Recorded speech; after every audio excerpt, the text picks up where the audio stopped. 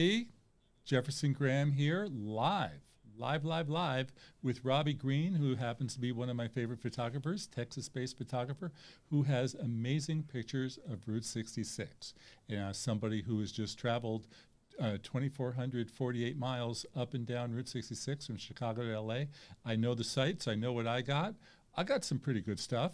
Not as good as Robbie, but so we're going to talk today about the art of photographing Route 66 and say, hey, Robbie, thanks for being here.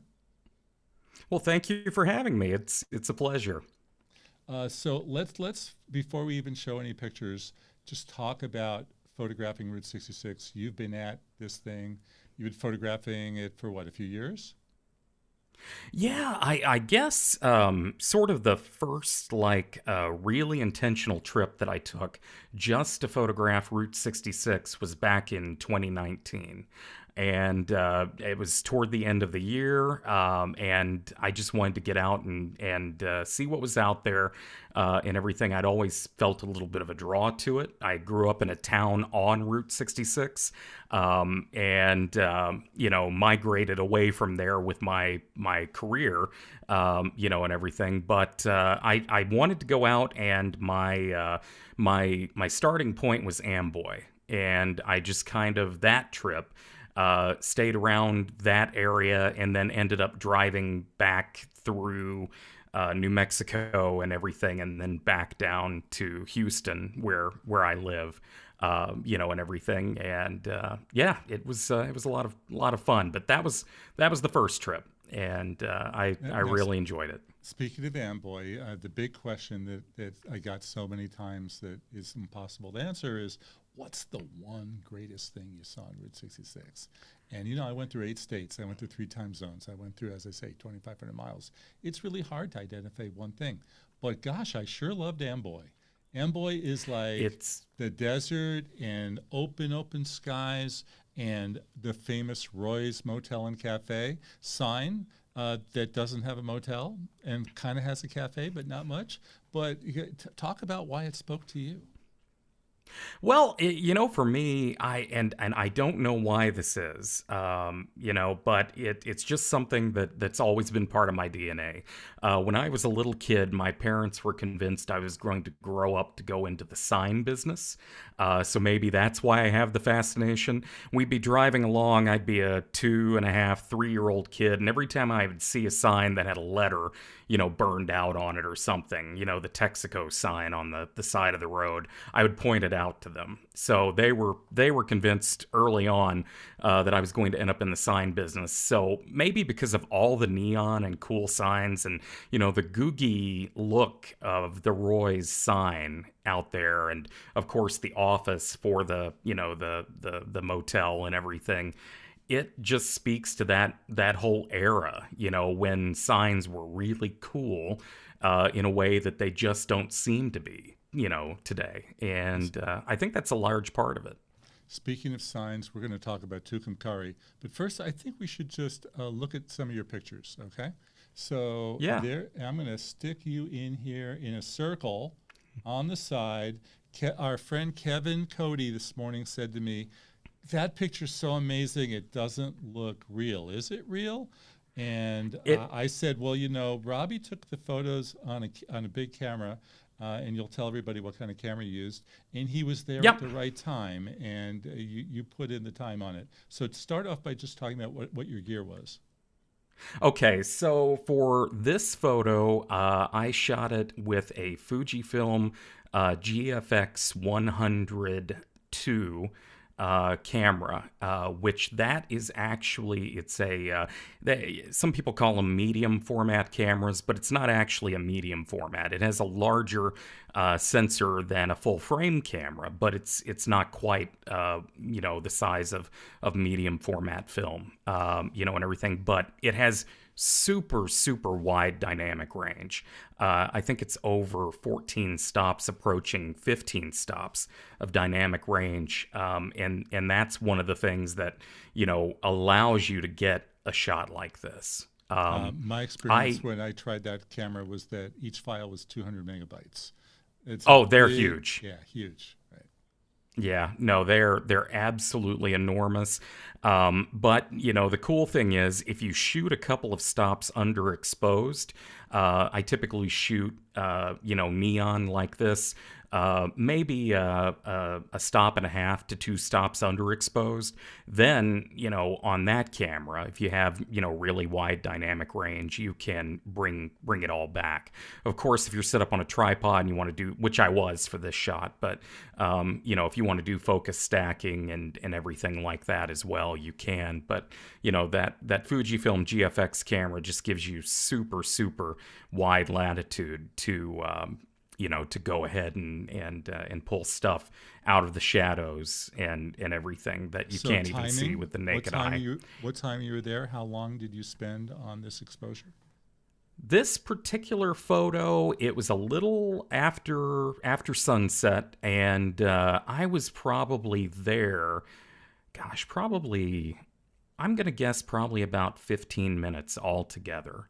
I'd just taken a few photos over at one of the motels, and walked over actually to the TP Curios, and took a photo of it as well.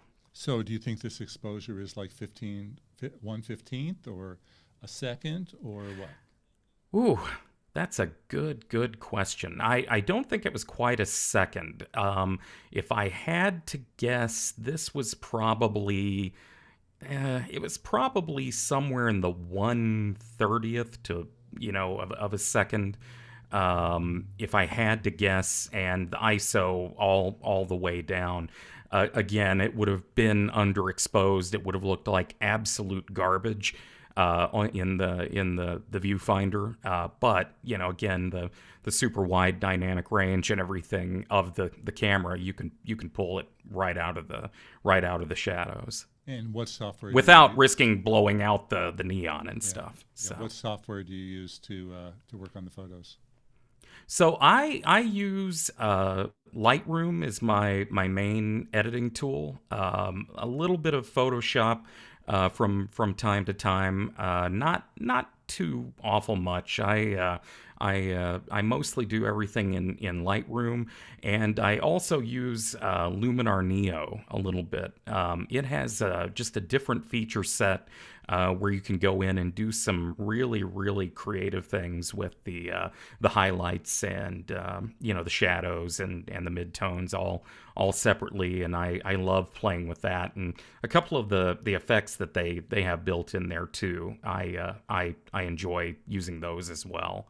And then typically for a shot like this, where I'm really kind of wanting to frame the subject, which is of course the sign and the building, typically I'll apply a little bit of a radial gradient around it, just to try to draw the viewer's eye to the subject a little bit as well. I don't think I did too much of that on this one, but you can see that the sky's a little bit darker down low than it is up high, so I did have some kind of a gradient there. All right, let's look at another picture. The famous "Here It Is" sign near Joseph City. Yep. Many people have photographed the sign. You were lucky enough to have a train right behind it. So what was did you know that going in, or was it just luck?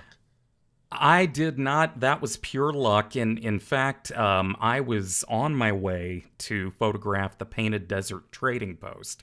And more than take the picture, I was actually there. I wanted to stop in and see the owners, meet the owners of the Jackrabbit Trading Post while I was there. I've followed them online for a while, Cindy and Tony. everything. Cindy Yeah, I've talked to them a little bit online. I've never actually met, because all three times that I've been to the Jackrabbit, it has been closed. And it was the case this evening as well. I arrived a little bit too late. They had already closed up for the day, and so I didn't get to see them on this trip either. I always seem to be there just a little bit too late in the day, but it does work out, from a photography standpoint. it wasn't quite sunset, when I got there for this one. But it was disappointing to me. That's kind of actually my big memory of that trip, is I was really hoping to get to meet them, and I didn't have the opportunity. Okay, well, viewers, you'll get to meet. Here, I'll go here. Whoops. Viewers, you'll get to meet Cindy and Tony in Route 66, Part 5, the 5th episode of my series, not running this Sunday, but the following Sunday, because this Sunday is all about New Mexico and places like Tucumcari, where Robbie we did the first picture. And by the way, speaking of that picture, Roy has a question. Robbie, how long did it take you to edit that photo? It depends on which one he's talking about. He's is talking it this about one? the Tucumcari. Tucumcari was not too long. This one took a while, because if you've been there, there are an awful lot of power lines in that shot, and I removed them. So this one took forever to edit, but the Tucumcari picture not very long at all. Okay, well, it's masterful. What else do we have here? Okay, here's some nice decrepit gas tanks, which you see a lot of on Route 66. Where was this? Yep. So this is at the Painted Desert Trading Post, which is a spot that a lot of people know about, but it's not super well known. So it's off the beaten path. It's on an old alignment of Route 66 that was bypassed even before what is now I-40, through the area became I-40. So Route 66 moved south by, I don't know, I guess it's maybe a mile and a half or 2 miles at some point back in I want to say it was the 50s. And this is a old trading post, not unlike a lot of the other ones along Route 66, that had been abandoned. And this one, it ended up on private property. You actually have to have permission to be there. And if you make contact with the Route 66 Co-op, I believe is what the organization is called. Great group of people. Tell them you'd like to go in there and visit the site. They will actually give you the gate code to get in and photograph it. That's what I did. Behind me in this photo is the old Painted Desert Trading Post. A guy named Dotch Windsor. It was his place, and made a life out there, and until the road moved and his business moved with it, and this ended up on private property. What state? This is in Arizona. This is actually not too terribly far east of the Jackrabbit. A little bit north and east. Okay. What else do we have here? This is beautiful Amboy, California. You can see for miles. Yeah. And you can. You put your drone in the sky, right? I did, and that one was really kind of neat. One of the sort of heartbreaking things about this stretch of Route 66 for anybody who's been through there is that the bridges on this part of Route 66 near Amboy have been washed out for years.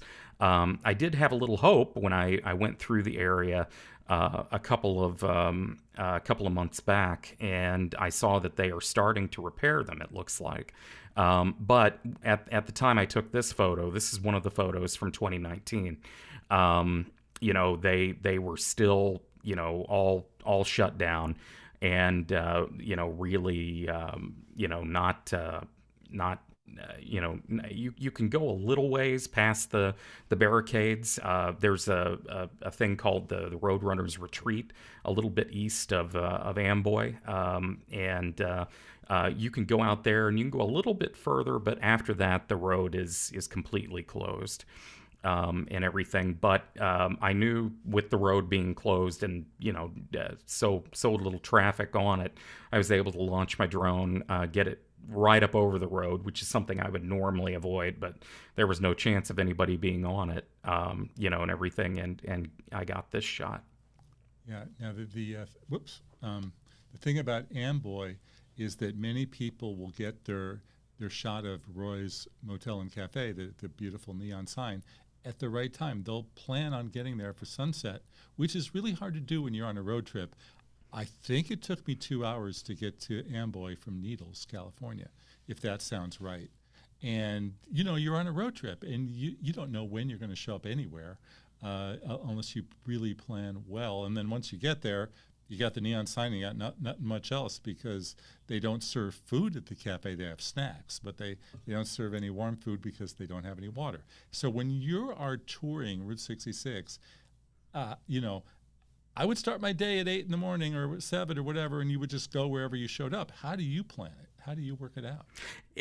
Kind of the same way. I was intentional about getting to Roy's at sunset, like you spoke of. I had left Las Vegas. I was out there for a trade show with my day job, and everything. Same trade show I was at. Yes. Yep, same trade show you were at, and everything. And I'd planned to get there for sunset, and I did it actually 2 years in a row. I did it last year and also this year. When I got there right at sunset, perfect lighting and everything last year, the sign was off. And I went in and I was like, oh gosh, you're breaking my heart. And they said, we're sorry, we're putting in a septic tank. And they had to trench through the electrical lines for the signs. So it was just down. I have a photo of that somewhere that I don't think I've ever shared, with the sign unilluminated at sunset. But I went back again this year, and I did get a twilight shot of the sign with it lit up, and everything. Well, but even when it's not lit up, it's still gorgeous. It is. Speaking of a beautiful lit up sign, the Desert Hills Motel. Where's this?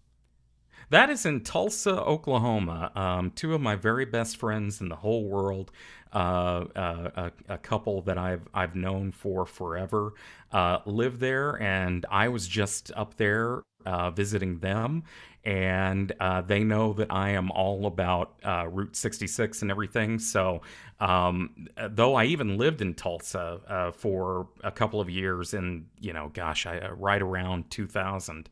I'd never really made it down there to photograph anything like this.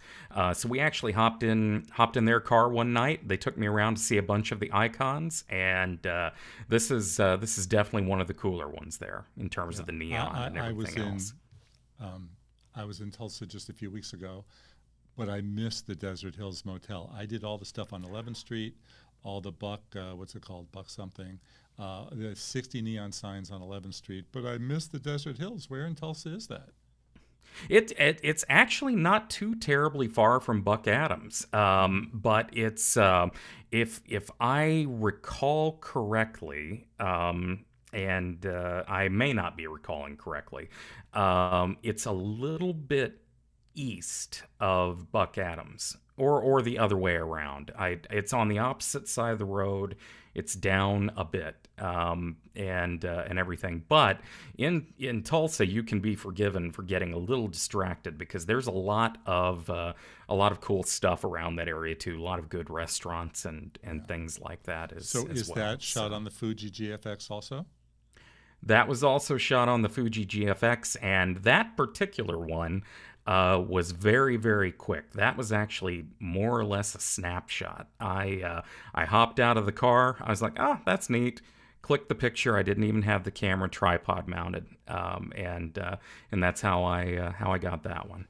Well, it's quite a shot. Okay, so here's the Motel American, which is in Tucumcari. Tell everybody about Tucumcari for folks who have not been there before. Well, it's a really cool town. A dangerous place for me because they have a lot of good food, and I've been trying to watch my weight lately. But they it's a great town. There's a lot of cool places that remain, and a lot of places like that particular motel that actually still have the neon and everything that's original to the era.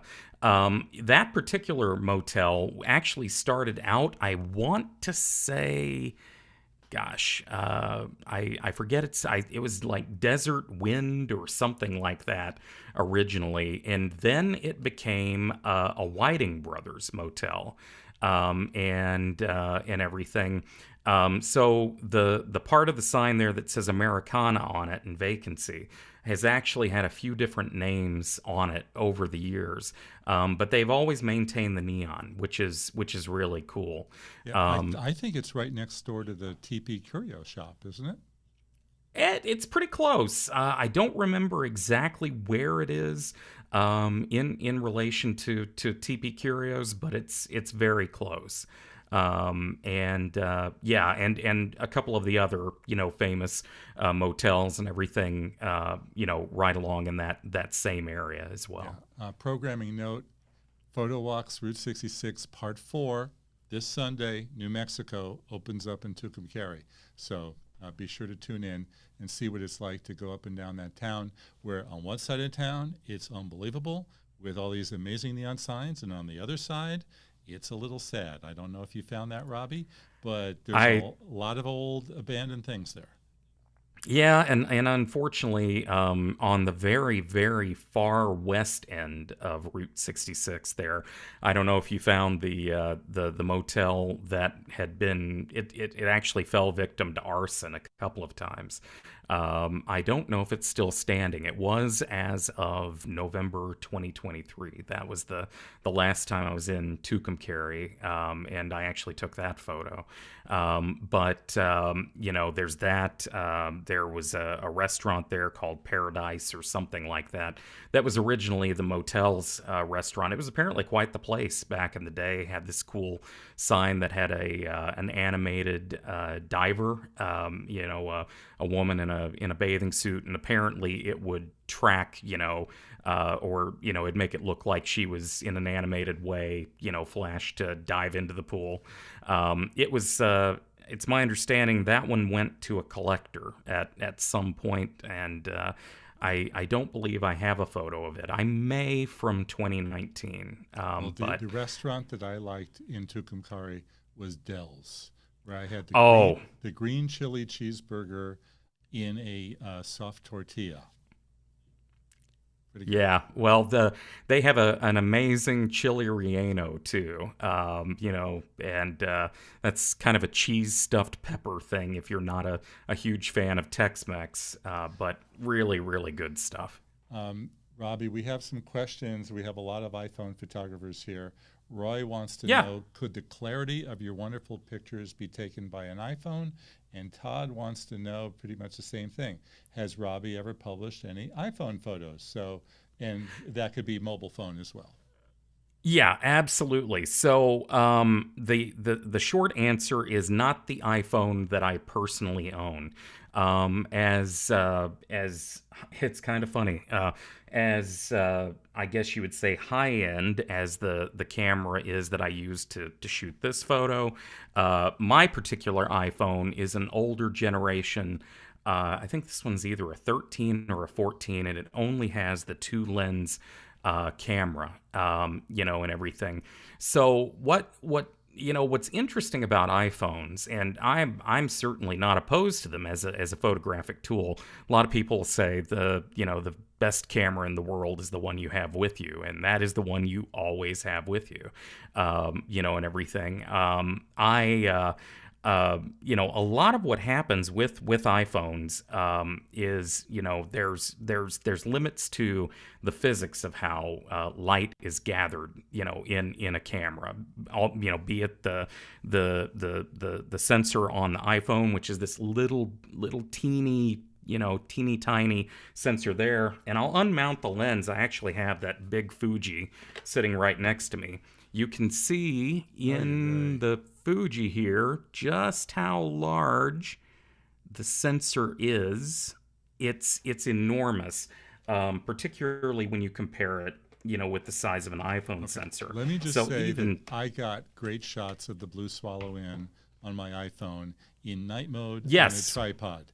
Okay, yep. they're not as great as yours, but you've got a $5,000 camera, and I have the camera that's in my pocket, and that's the what are you gonna do? That's the long and short of it. Yeah, Yeah, it's a lot of it. A lot of what happens with the iPhone, a lot of it's computational photography, where it will go in and it makes a lot of educated guesses about what it can do to improve the image quality of those tiny sensors, and everything. But the thing about it is the tech that is in this for actually editing photos is way greater than the technology that's in this. That's why you must use external software if you want to get the most out of this. Straight out of the camera, you're going to get a better shot with the iPhone almost every time.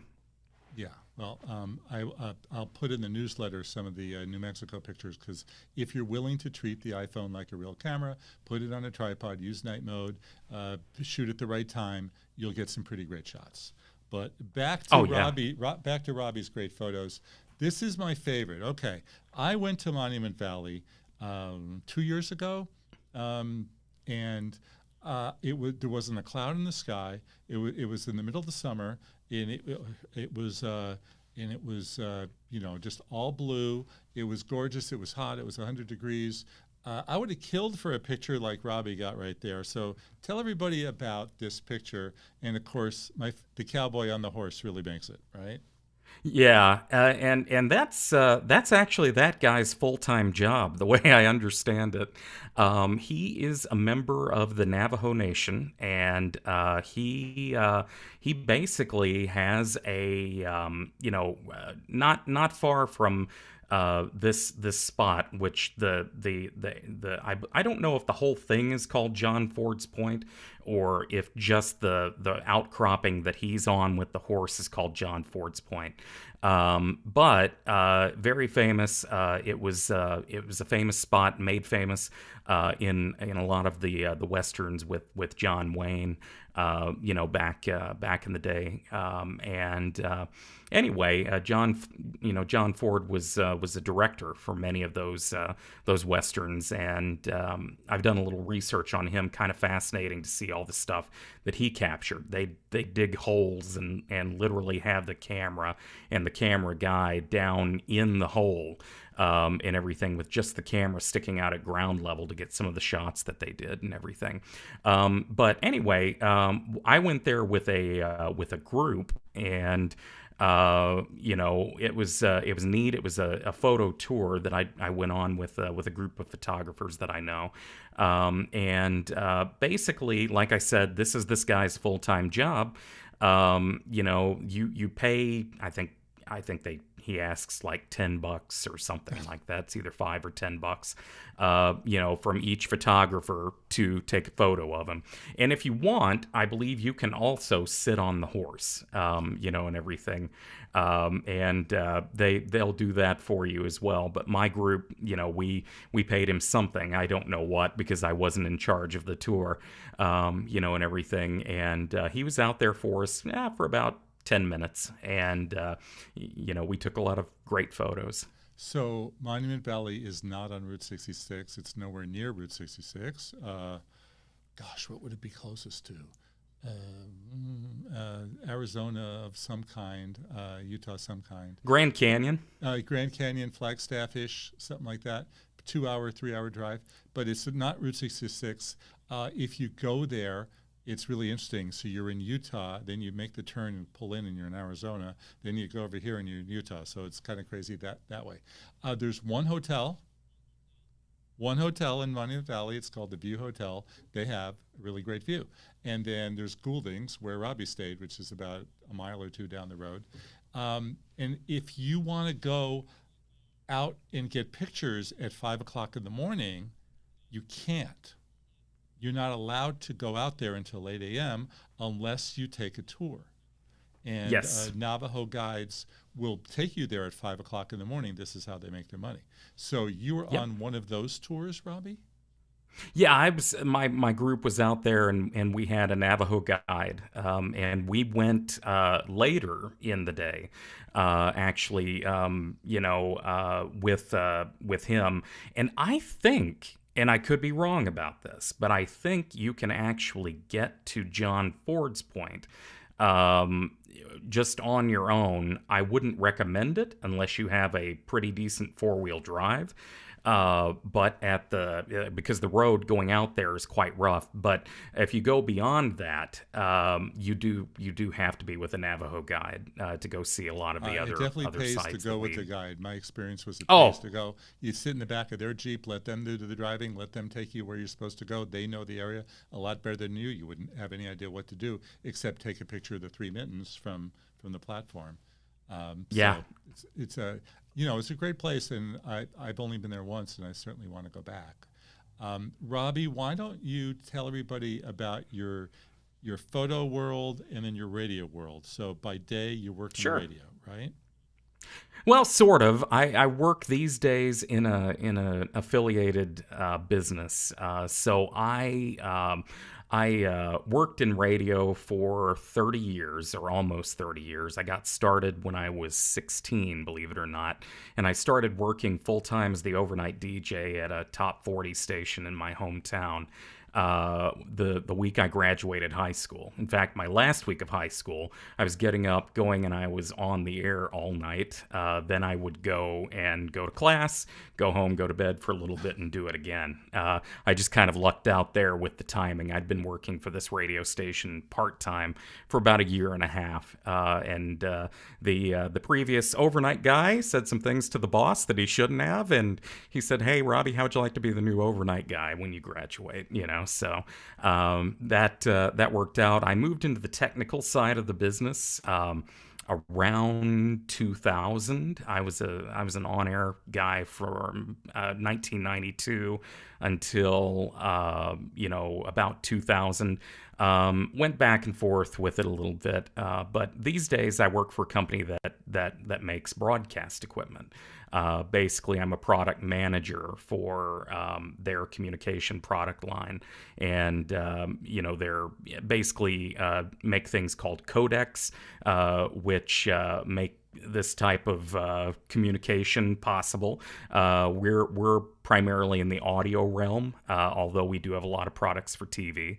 TV audio processing. We make the boxes. Remember back in the day when the commercials would come on and they'd blast you out of the room? We make the boxes that make it so TV stations don't do that anymore. Normalize the audio, and everything, and also phone systems. I take care of the phone system line and stuff to put callers on the air whenever they call the radio station, And that's and why you everything. sound so And good. We want to figure out how we can take calls on a live stream, a YouTube live stream. I haven't figured it out yet, but maybe one day we I will. can definitely help you with that. So Okay. So you sell your work at robbiegreenphotography.com?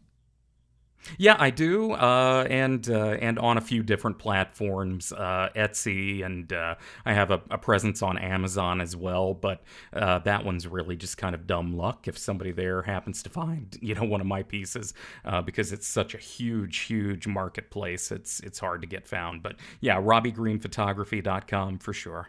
Okay. Let's close off by answering the question that so many people ask me, which is the one greatest thing you saw on Route 66. And I won't do that to you, but I would say if we could just, teleport ourselves into one spot, where would we like to go?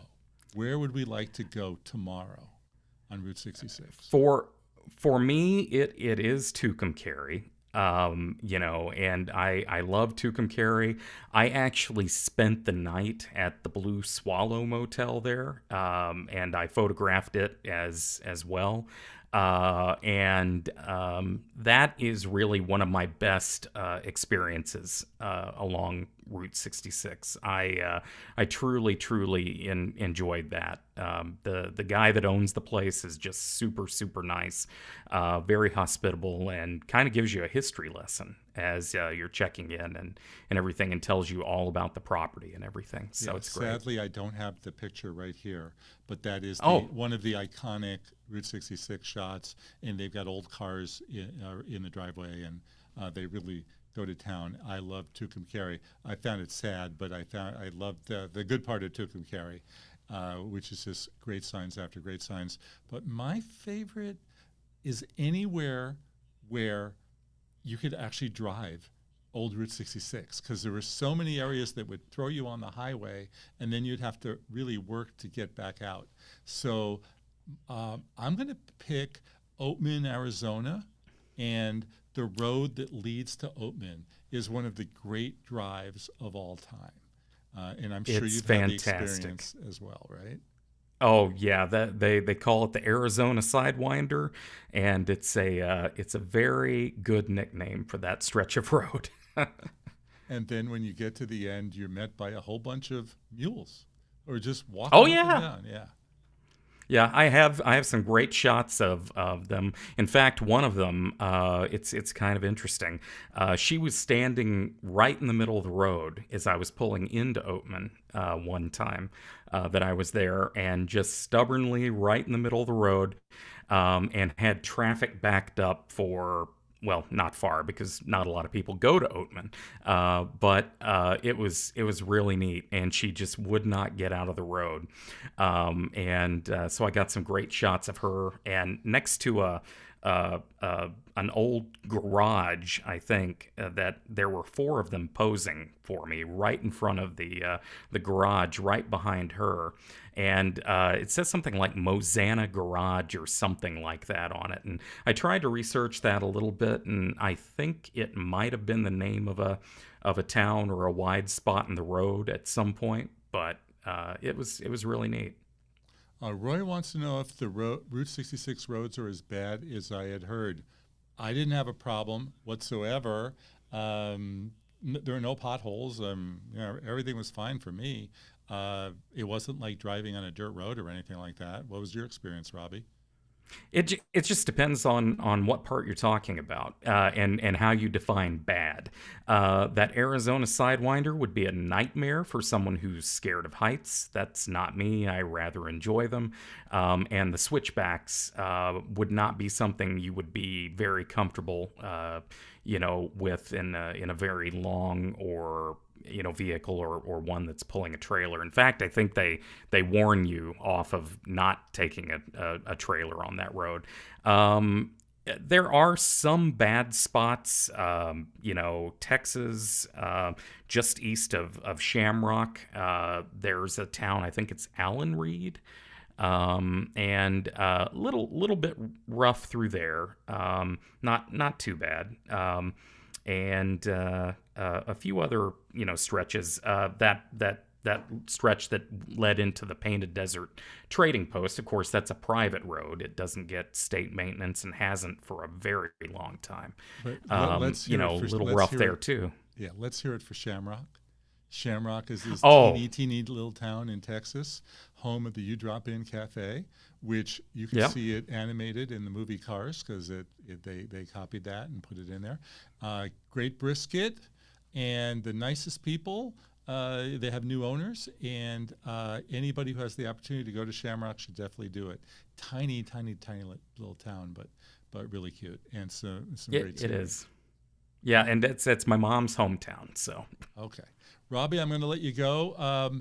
You can see Robbie's work at robbiegreenphotography.com. He's an inspiration to all of us. Great work. Have fun selling radio equipment by day and taking great Route 66 shots by night or by weekend or whenever you're PTO, right?